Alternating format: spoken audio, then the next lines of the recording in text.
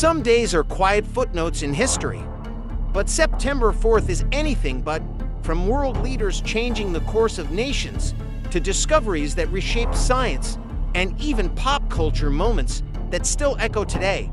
This date is alive with stories you won't forget. For 176, the fall of the Western Roman Empire. September 4th for 76, a date that marked the end of an era. The last Roman emperor of the West, Romulus Augustulus, was forced to abdicate by the Germanic general Odoacer.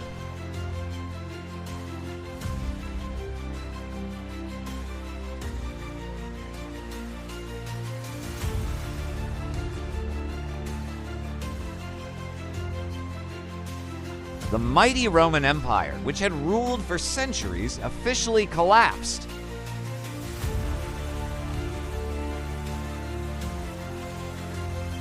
In its ashes, Europe was born, a reminder that even the greatest powers can fall.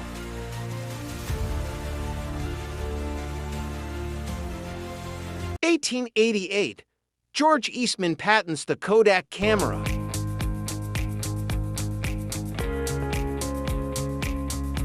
You press the button, we do the rest. With those words of George Eastman changed photography forever.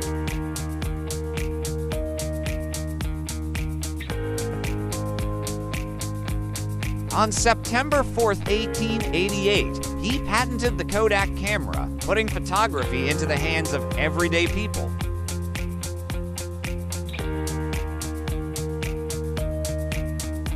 Moments that were once lost to memory could now be captured forever.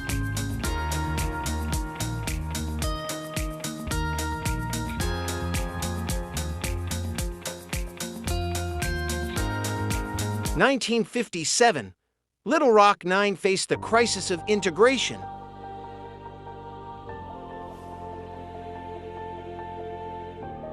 In Little Rock, Arkansas's 9 African-American students prepared to attend Central High School after the Supreme Court's ruling against segregation.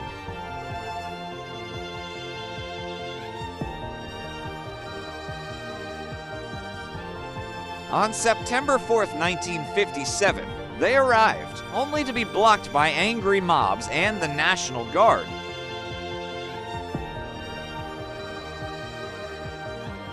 It was a moment of courage that ignited the civil rights movement and showed the world that equality wouldn't come without a fight.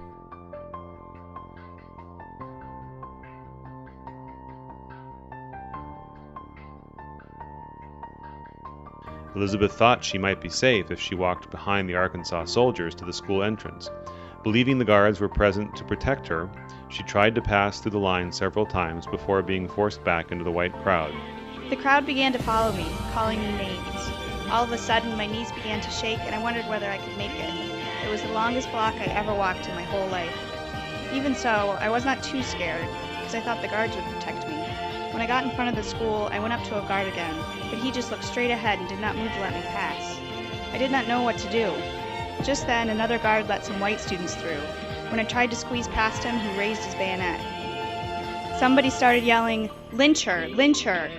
I tried to see a friendly face. I made eye contact with an old woman, but she spat on me. I looked down the block and saw a bench at the bus stop. I ran to the bench and sat down. Some of the crowd followed Elizabeth to the bench, shouting, "Drag her over to the tree," a way of saying they would lynch her. As Elizabeth sat on the bench for what seemed like an eternity, a white woman named Grace Lorch made her way through the crowd and spoke to Elizabeth. Elizabeth slowly lifted her eyes and looked up at the stranger. Then she got up. Walking close beside her, the woman guided her to a nearby bus stop. Elizabeth got on the bus and escaped from the mob. Over the next few weeks, the governor continued to fight federal authorities until finally on September 24, President Eisenhower federalized the Arkansas National Guard control and ordered the 101st Airborne Division to escort the 9 students into the school. For the remainder of the school year, the Guard accompanied the students from class to class. The Little Rock 9 eventually succeeded in integrating Central High School. Elizabeth later received a degree in history from the Central State College in Wilberforce, Ohio. She served in the United States Army for several years and found employment as a social worker and substitute teacher. Elizabeth returned to Little Rock in 1974 to live in her family's home. the only one of the 9 to return to that city to live. In 1999, 42 years later after the crisis, Elizabeth and the other Little Rock Nine students received the Congressional Gold Medal from President Clinton as a permanent remembrance of their unforgettable moment of courage. 1972. Mark Spitz makes Olympic history.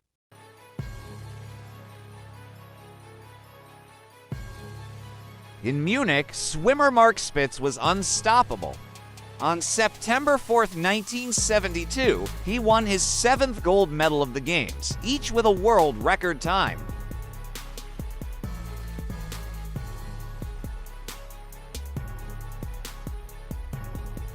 His achievement made him a legend, unmatched in Olympic history until Michael Phelps decades later.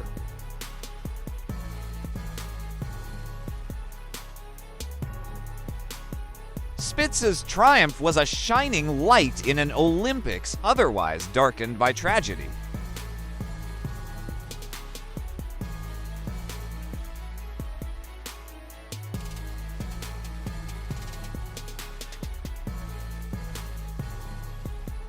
In 1998. Google is born. In a California garage, Stanford students Larry Page and Sergey Brin officially founded Google on September 4th, 1998.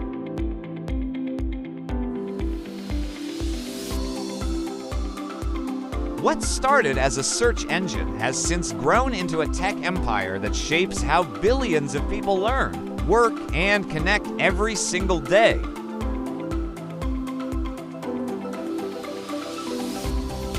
A reminder that sometimes the biggest revolutions start small.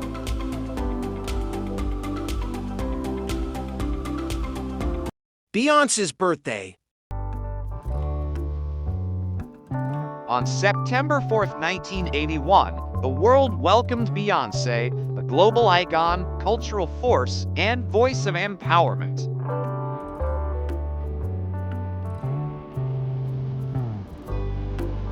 Her birthday is celebrated worldwide by fans who see her not just as a performer, but as a symbol of artistry and resilience.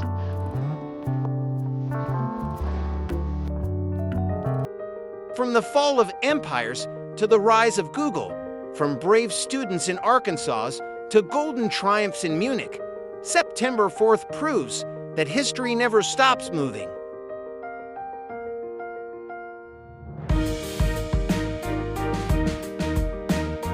Which story surprised you the most? Share your thoughts in the comments and subscribe.